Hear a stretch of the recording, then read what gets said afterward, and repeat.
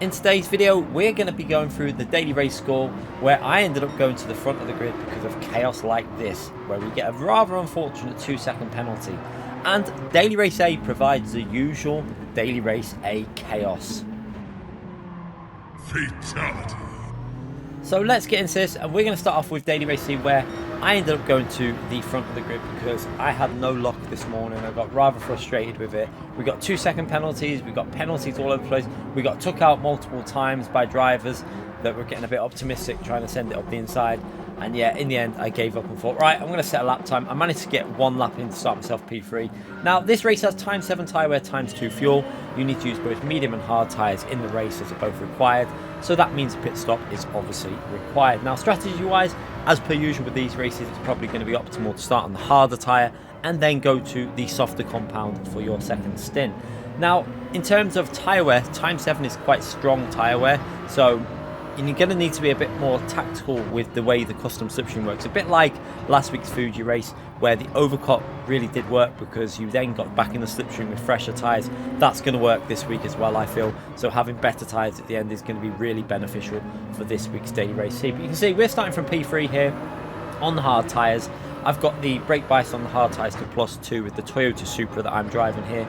That's the car that I found. It's probably going to end up being one of the best cars by the end of the week. There might be some other cars that are very competitive as well. As we managed to get a double position here as Scalco goes into the back of P1 and he gives him that position back, and that means I go straight back into P1. So a little bit more luck in this one, starting further towards the front, a little bit less chaos. The midfield is going to be absolutely chaotic in this race, especially with the hard tyres and a lot of people starting on the hard tyres. You're going to find chaos, and that's why I think this will probably be a week where if I wasn't away on holiday, I would probably end up setting the lap time very early on in the week for this one, like I've done now. So we're going to skip a little bit further to lap 2 here. We can see P2 had a penalty, and that's going to put Scalco back behind me there as he's in that slipstream. And now we're going to try and get a solid exit. Very tricky corner to get right in the Supra. You've got to brake quite early because of the speed that you're taking into the braking zones. Now, one thing you do want to be careful of with this week is the slipstream. Again, custom slipstream, it's really strong. You're going to be braking a little bit earlier when you're in that custom slipstream. Now, by the time we get to lap 4 here, we can see Scalco is still right behind us and putting us under quite a lot of pressure in the race. Now, at this stage, I thought he's got some really good pace here, but obviously with the slipstream, it's hard to know how much is the slipstream and how much is the pace of the driver behind you. You can see there, we're looking behind us because I thought he might have had a little penalty there, but you can see he decides to actually work with us, and that's quite beneficial. Now, again, as per usual with this custom slipstream, if you can work well with a driver, this week is going to be massively favourable for your position at the end of a race, because if you work together, you're going to gain a lot of time over people fighting, and you're going to find bump drafting probably being used a few times by some drivers if they just want to get away from chaos and they don't want to be involved in that chaos. So yeah, play it smart. This week is going to be definitely an important factor in improving your DR for this race. So you can see here, by the time we get to lap 5 here, we're still being helped out by Scalco, and you can see he's bump drafting us. I wasn't sure at this stage what tyres he might be on. Now we're going to go to the end of lap 7. Now I decided to do a 7-7 split purely for the information that it was going to give you lot. So 7 laps on the medium, 7 laps on hard, and then you lot can see the tyre wear on each group of tyres. Now you can see my lap times were around 26.7, 26.9. We weren't the cleanest runs. On one of the early races I did actually manage to do a 26.4 or 5, I think it was, on the hard tyre. So there is potential with these hard tyres as we go into pits, and Scalco actually stays out. Now that made me suspicious there that he might actually be on the medium tyre instead of the hard tyre, which if he is, that was going to mean that we were going to have a lot easier race towards the end here. So as we come out of the pits here now, we're going to skip forward to the end of lap 8, where we're going to see what tyres they were on. Now you can see here as we come into the hairpin, he was actually on the medium tyres. Now again, that's a massive help for me in the lead here because we've already got a gap over the cars behind us that were on the same tyres. So now from this stage, we're going to be able to push on and hopefully have a bit of a comfortable race to the finish here, because you can see we would have got an undercut from being on the medium tyre now while he was on the worn medium tyres. So we got the fresh medium tyre, and yeah, we got a nice comfortable gap as we go over the line and start lap 9.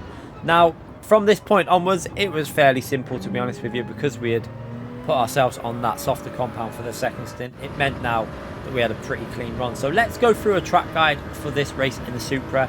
Now obviously this is in the race, not in time trial, but it's going to give you a rough idea. So looking for the 100 board as our first braking reference, we're going to brake just short of that 100 board. Now you want to use the gear shifts with the Supra to rotate it, but try and make sure you get back in third gear for the acceleration out of a lot of these corners. So you can see up into third gear nice and early, and then let that third gear maximum throttle all the way up the hill into the next braking zone. Now as we come into here, you're going to brake just short of the shadow on the floor there for the trees, and that should give you enough rotation, just a tiny bit of braking. You don't want to go too aggressive just to rotate it in. And then again, before you get to the next phase, you're going to get back on the brakes here quite early because I've gone a little bit deep.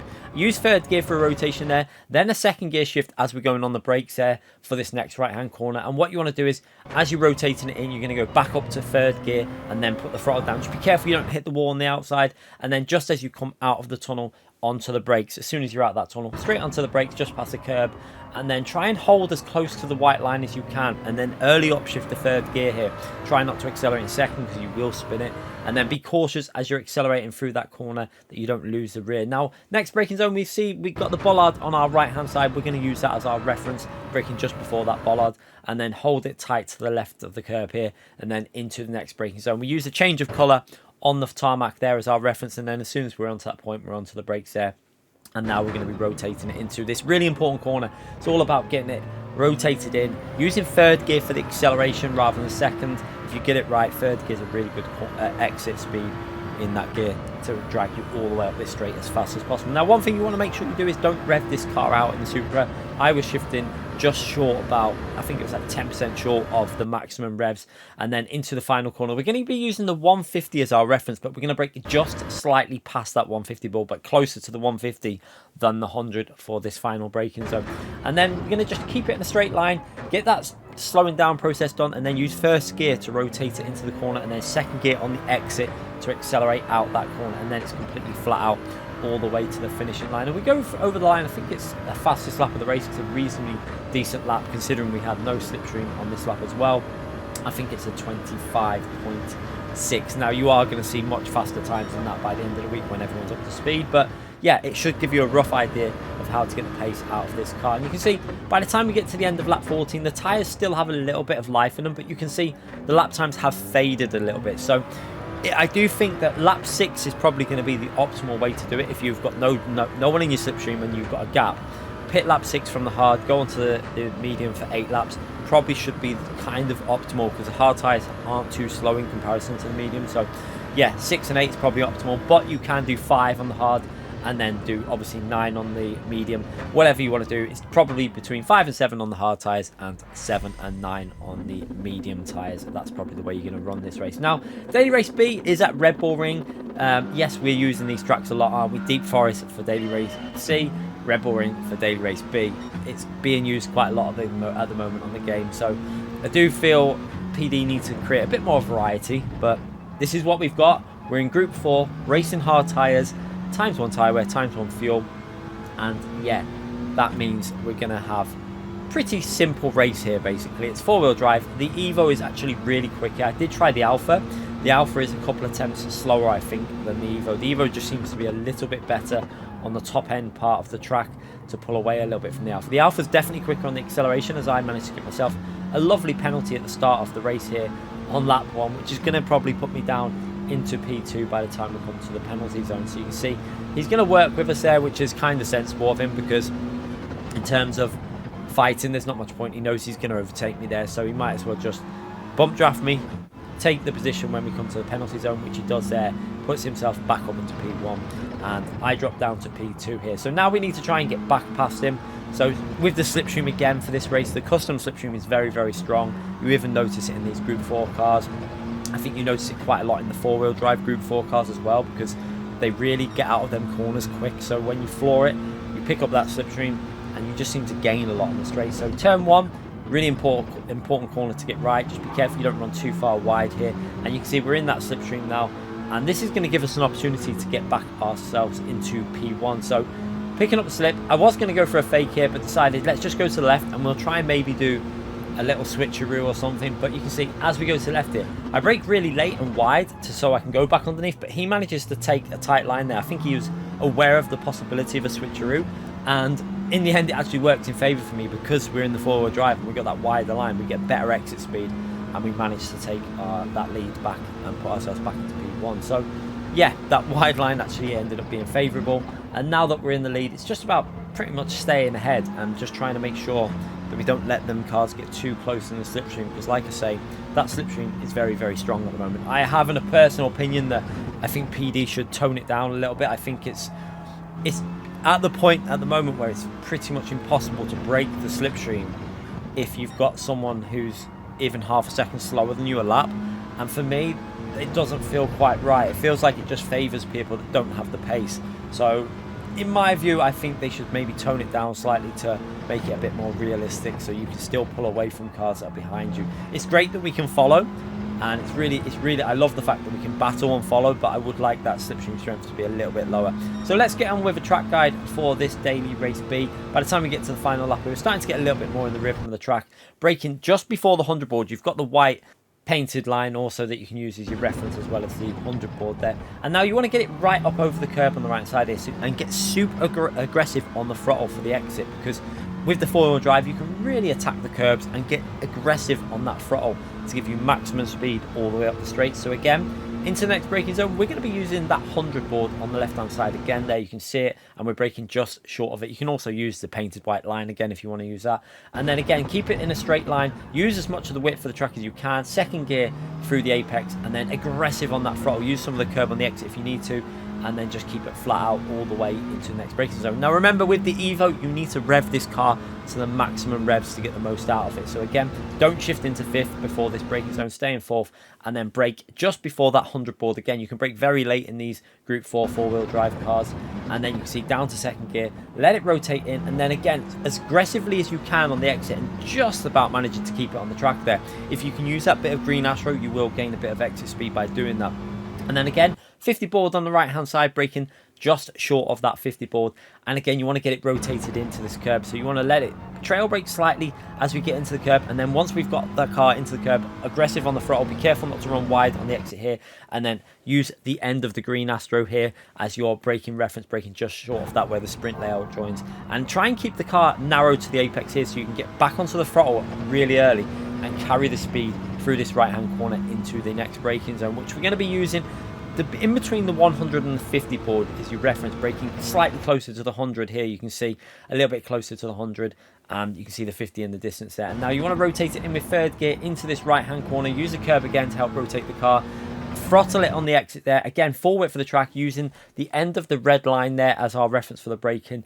And then you want to get this right hand tyre up as close to the curb as possible. I could have took a bit more curb there and actually maybe gained a tenth or so on the exit, but we go over the line for a fairly solid 36.0 with no slipstream again. So hopefully that guide will help you out for daily race B. So let's move on to daily race A, the normal race that gives a little bit of chaos. No SR on for this race, and we're in the Escort Cosworth sports hard tyres, ×1 fuel, ×1 tyre wear as per usual. Now we are on Sardegna B, which is a pretty solid track for road cars. I tend to think it's quite an enjoyable combo if you get some good racing. But we're going from the back of the grid. One driver there, I think, forgets to start the race, and now we're just going to see what happens on lap 1. Normally on daily race A, you're guaranteed to get positions if you just stay out of trouble on lap 1, because there's always, without doubt, there's normally some chaos straight away. Someone makes a mistake and you normally gain 2 or 3 positions. So we're just sitting back here. We're going to use the full width here to try and rotate it in a little bit tighter to see if we can go for a move up the inside of P8. You can see here, you're gonna have a little look down the inside. Are we going to be able to brake late enough? Probably not, but he does go a little bit deep there, and it gives us the opportunity, but he gets better exit there with the third gear shifter. See, I went into second gear. It's one thing you don't want to do with this car is really be accelerating out of these corners in second gear. Try and use the third gear for the acceleration, and then again into this right hand corner using that third gear. Now he runs a little bit wide on the apex there, which gives me an opportunity to go down the right hand side and put myself up into P8. And now we're going to come into this tricky braking zone. This is normally the braking zone that is going to lead to chaos, and as per usual, we aren't wrong this time. He goes a little bit late on the brakes, and you can see he goes straight into the Escort Cosworth, the red one there, and we've got another driver that's gone a little bit deep, and then we're going to gain a couple of positions. Now we've got a car on our left hand side which we see on the side there, so I brake a little bit early because I know then I can tuck up underneath here. It's always a move you can go for. Get a little bit earlier on the brakes, tuck back up the inside and put myself back up into P6. Now we can't go down the inside of P5 there, it would have been a bit too risky. What we're going to do is just hang back and see if we can get him on the straight. So make sure you brake early for this corner. P5 makes a mistake of going much too aggressive in that braking zone, and that's what happens if you go too aggressive on that corner. You have to be early on the brakes and then accelerate through the corner. So that puts us back up to P5. Now I was just waiting to see if he had a penalty, so I had a little look behind, and yeah, sure enough, he did actually have half a second penalty.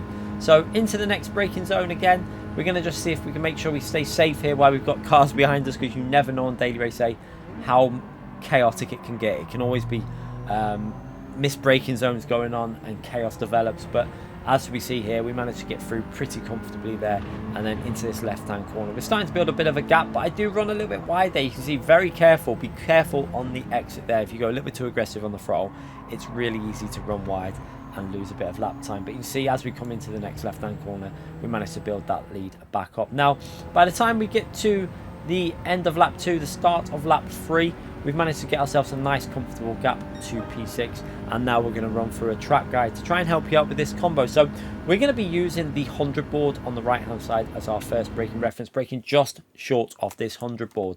Now what we're going to do as we go into the braking phase is we're going to use the second gear to rotate it, so downshift to second, then back up to third gear before the apex to accelerate out the corner. Now it's flat out in third gear all the way through here. Just try and rotate it in as much as you can. You want to swing it from right to left, and then you see I had to give a little lift off the throttle just to make sure I could make through that corner, and then using the little gap in the barrier there as our braking reference, and we're going to pretty much brake dead on that down to third gear. Do not go to second gear for this left hand corner, keep it in third gear, and then get back on that throttle in third gear and carry the speed into this next right hand corner. Now as we approach this next right hand corner, you can see we're using the start of the barrier, the white barrier on the left there, as our reference onto the brakes there, and then just stay in third gear. Don't go to second gear, just let the car rotate into the corner, and then once you feel the grips there, you'll feel the car start to rotate. Get back onto third gear flat out, and then work your way down into this next braking zone. And this is a tricky braking zone. It's better to be slightly early